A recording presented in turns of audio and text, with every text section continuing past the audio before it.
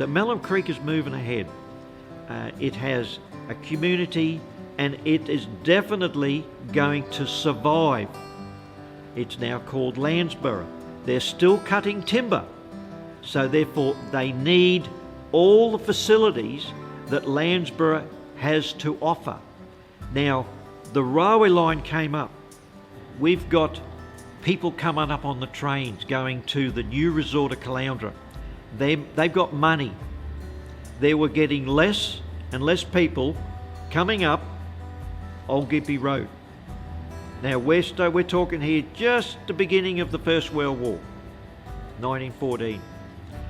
Everything was moving closer to where the people were, and the moving was more economical than it was to rebuild. They're not going to walk 600 yards to get a drink. So it was considered that the hotel should be built or moved near the railway line to capture the travelling public.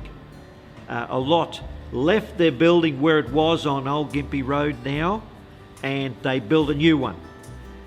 The hotel itself was 2 stories, so there was accommodation up top as well. They built them then with as many as 3 noggings in between the wall. It was on stumps. They got long logs as straight as they could.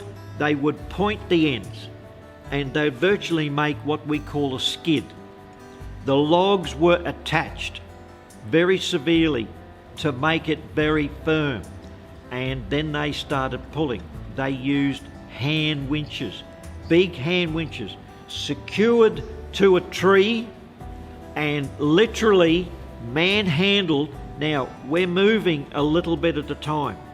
We're not moving big chunks that's rocking the hotel, because not a bottle fell off any of the shelves because it inched its way. Now, it took 6 weeks to move the hotel. But of course, they had to stop for the night's trading to let the patrons have a drink, or they bashed down the front door to get those bottles on the shelves. Those bullickies and the timber getters used to drink themselves, falling down drunk, and the brawls were something bigger than Hollywood, and it used to scare a lot of the townspeople. Now, there were 5 or 6 huge big old growth trees in the way. Unfortunately, they had to come down. Now, some of the ground was undulated, so they could have the skid on one bit, but because it dipped down, they had to actually build long logs on stumps to maintain the level pull. Now, initially they went up the road. They dragged it as far as they could. Then it actually did a right angle, because it then headed through the bush to the location that it is today on Crib Street.